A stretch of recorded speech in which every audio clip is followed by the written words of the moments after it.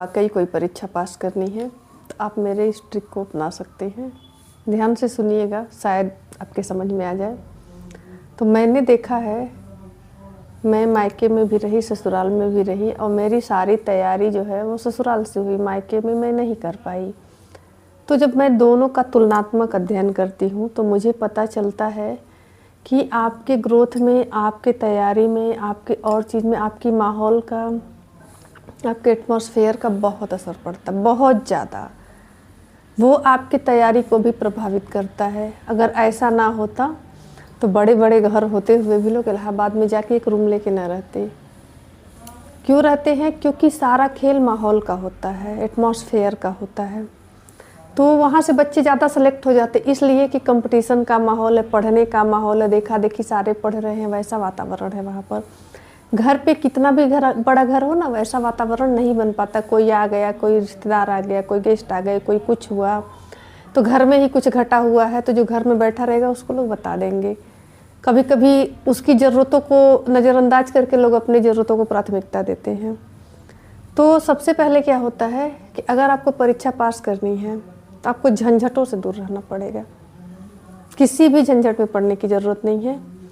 आप थोड़े दिन के लिए स्वार्थी हो जाइए, मतलबी हो जाइए, मत जवाब दीजिए, लेकिन थोड़ा आपको दूर होना पड़ेगा। तो मैं मायके में थी तो मैं वहाँ क्यों नहीं पढ़ पाई वो मैं आपको बता रही हूँ।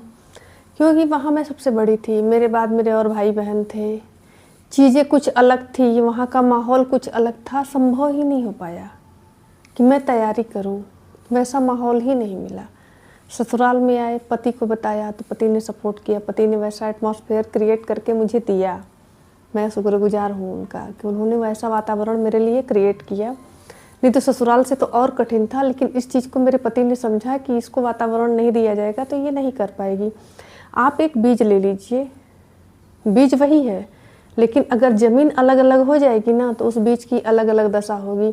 उसी बीज को अगर बढ़िया खाद पानी, बढ़िया मिट्टी में डालेंगे तो बहुत अच्छा पौधा बन के निकलेगा। बीज वही है, फ़र्क कहाँ पड़ रहा है? मेरी बात को ध्यान से सुनिएगा।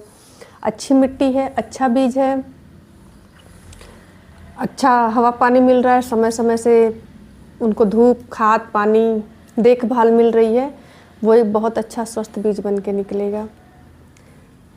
अगर उसी बीज को आप किसी दलदल कीचड़ में डाल देंगे तो संभव है कि वो ग्रोथ करे, या फिर हो सकता है कि कुछ उग के अंकुरित होकर फिर सड़ जाए।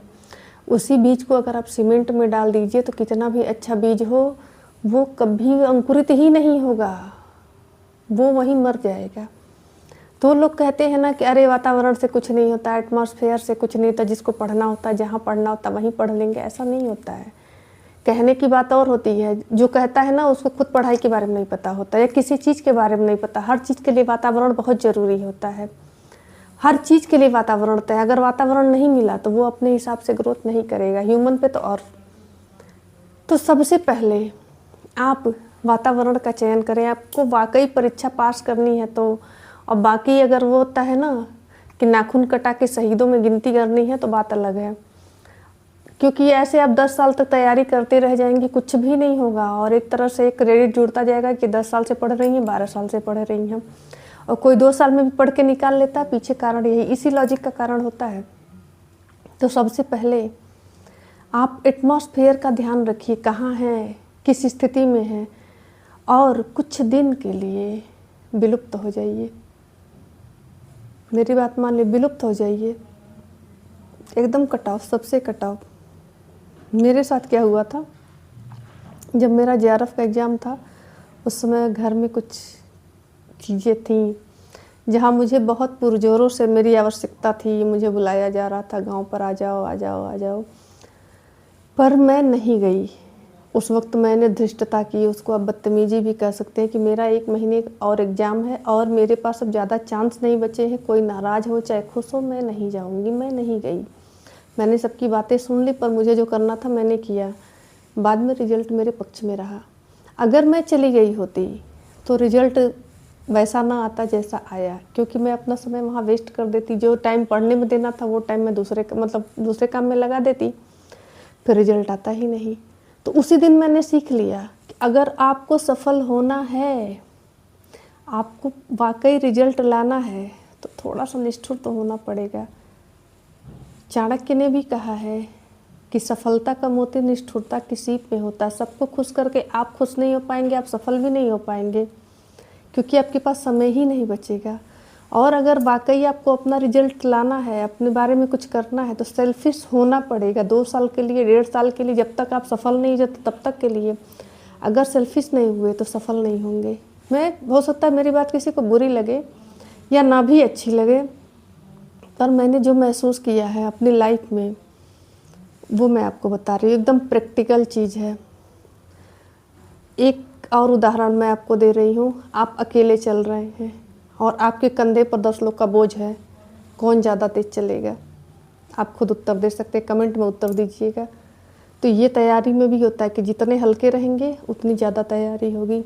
जितना बवाल से दूर रहेंगे, जितना झंझट से दूर रहेंगे, उतने ही आप शार्प होंगे और उतना ही आपकी तैयारी में धार रहेगी। और ज़्यादा जब होता ना, बहुत झंझट में जब हम जुड़े रहते हैं ना, पंचायत में, इन्होंने ये कहा, उन्होंने वो कहा, तो उसमें पूरा गड़बड़ हो जाता है। जब मैं EMRS का पेपर देने जा रही थी, मैं अपनी ही बात बता रही हूँ, तो किसी ने कुछ फ़ोन पे कह दिया कि घर की बातें होती हैं ना जो गांव में, कि अरे इनका पैर नहीं अच्छा है, तो इनका लक्षण नहीं अच्छा है, तो इनके आने से हमारे घर में तरक्की नहीं हुई। तो कहीं उसके टारगेट में भी थी। कुछ लोगों ने मुझे इनडायरेक्ट कहा कि मतलब तुम्हारे ये पैर वैर अच्छे नहीं हैं, तुम्हारे आने से कुछ घर का खास नहीं हुआ, कुछ बहुत तरक्की नहीं हुई।